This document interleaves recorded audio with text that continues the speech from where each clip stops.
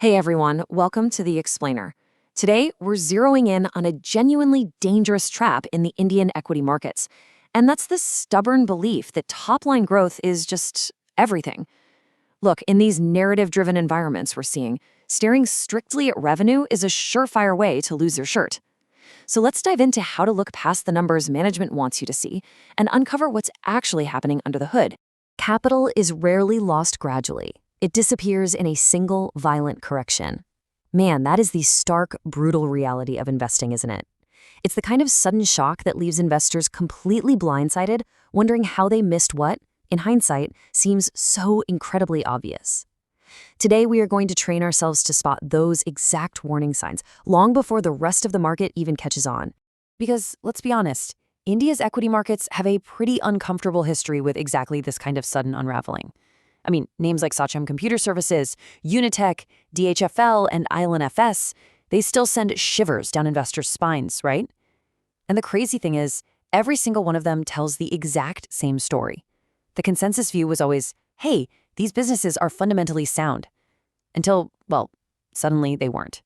Beneath that glowing 20% revenue growth and those supposedly healthy balance sheets, the fundamental rot was literally hiding in plain sight. Section 1. Case Study. Rajesh Exports. To truly grasp the devastating consequences of what we call the earnings illusion, we need an inciting incident.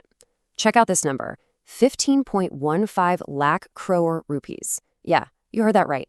In 2025, SEBI actually issued an active interim regulatory order against Rajesh Exports, literally one of India's largest listed gold refiners, alleging a massive revenue misrepresentation of exactly this amount. These are definitely not rounding errors, folks. This completely shatters that common bias we all kind of hold. You know, the idea that large cap companies are somehow just too big or too established to fake their numbers. And what's truly wild here is how their sheer massive size actually became their perfect cover. The regulator alleged that these revenues were artificially inflated over 4 consecutive years. We're talking between FY21 and FY25, through circular trading, related party transactions, and flat-out fictitious export entries. Because the company was so incredibly huge, right, with revenues running into the lakhs of crores, analysts, auditors, and even institutional investors just gave them a pass. They extended this ridiculous degree of deference, basically assuming, well, a company this big couldn't possibly be making the whole thing up. So this just brilliantly illustrates what happens when we defer to size instead of actually digging into the data. Let's break down these hidden red flags that got totally ignored. Look at the high-risk signals here. Sales are growing at 30%, but operating cash flows stay completely flat. That means the revenue isn't actually being collected. Or take massive related party concentration, where transactions might be entirely artificial. Even the medium-risk signals on this list are huge warning signs, like disproportionate non-operating income, constantly plugging up margin gaps, or rapid, totally unexplained expansion into overseas subsidiaries. Traditional analysts completely missed this because they were staring at the sheer scale of the business, not the actual substance. Section 2. Traditional versus forensic analysis. Okay, so how do we equip ourselves to actually spot these glaring discrepancies? Well, we have to shift our entire methodology. Traditional analysis basically just accepts the inputs it's given. You take the revenue, subtract costs, get your profit, and build your little models. It assumes the numbers are, broadly honest. Forensic analysis, on the other hand, that puts on a detective hat. It treats financial statements as a set of claims that absolutely must be cross-checked. You constantly have to ask yourself, if this company truly did what its profit and loss statement says it did, where is the cash? Forensic analysis follows the cash, it demands consistency, and it fiercely verifies the underlying economics. Section 3. Spotting the red flags. All right, to build up your defensive armor, we are actively hunting for mismatches. First up are the financial red flags. Is revenue growth completely lacking operating cash flow? Are receivable days stretching out way faster than revenue is growing? Or what about a massive inventory buildup without any clear visibility on demand? And you definitely want to watch out for situations where profit after tax is growing, but operating cash flow is actually shrinking.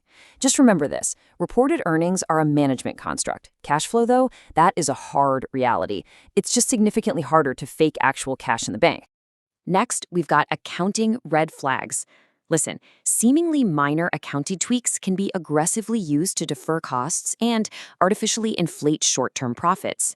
You really need to keep a close eye out for frequent, totally unexplained changes in accounting policies. Watch for aggressive revenue recognition. That's where they book the revenue before they've even met their obligations. It's essentially counting their chickens before the eggs are even laid. Also, look out for capitalizing expenses to hide costs or serious auditor qualifications that management tries to bury deep, deep down in the notes to the accounts. Finally, we hit the governance red flags. And the absolutely crucial point here is this. In virtually every major corporate fraud, the governance failures pop up years before the financial ones do. The infrastructure starts cracking long before the numbers actually break. So look for high or rising promoter pledges, especially if a promoter is quietly dumping their stake while publicly projecting total confidence. Watch out for mid-year auditor resignations, delayed regulatory filings, or independent directors who turn out to have some undisclosed conflicts of interest. Let's really lock this in with a quick diagnostic framework, contrasting quality earnings against the earnings illusion. For quality earnings, the proof is there when profits actually convert to operating cash flow. Your receivable days stay stable, and you've got a reputed, consistent auditor. But flip that around, and the earnings illusion is exposed. That's when profit goes up but cash stagnates, when debtor days keep expanding year after year, or when your auditor just suddenly resigns in the middle of the year. Keep this mental model handy at all times, guys. It's a lifesaver. Section 4. The forensic mindset. So why do even the smartest, most experienced institutional investors completely miss these signals? It all comes down to behavioral traps. They get totally blinded by this narrative halo in hot growth sectors like defense or specialty chemicals. That halo makes critical scrutiny feel like you're just, missing the bigger picture. To fight that, you need to actively develop a structured habit of skepticism. Look, a management team can easily fake 1 year of receivables or one single year of cash conversion, but it is far, far harder to maintain a clean, fake story across 5 consecutive years. Track multi-year divergences, not isolated years. The trend lines will always reveal the truth. Now, let's put that skepticism into practice today with this forensic checklist. You should apply this strictly before initiating literally any new position and revisit it every single annual report cycle. Compare your 5-year PAT trend directly against your 5-year operating cash flow. Actually read the notes to the accounts. Verify the auditor hasn't jumped ship. Assess whether the board is genuinely independent and figure out the direction of all related party transactions. Please do not skip these steps. Ultimately, we kind of need to redefine what it means to be a successful investor. True investment edge is completely asymmetric. It's not about magically finding every single stock that goes up. It's really about consistently avoiding the stuff that everyone else is just too comfortable to question. The biggest risk you carry isn't missing out on some hype multibagger. It's stubbornly holding on to a collapsing narrative until the exit is just irreversibly costly. Forensic analysis doesn't guarantee you massive returns. What it actually does is sharpen your ability to avoid permanent capital loss, which honestly is the only outcome in investing that you truly cannot recover from. So write this down and remember this cardinal foundational rule: protect the capital. The returns will follow. Wow, okay, we've covered a tremendous amount of ground today, navigating these narrative-driven markets with our new forensic lens.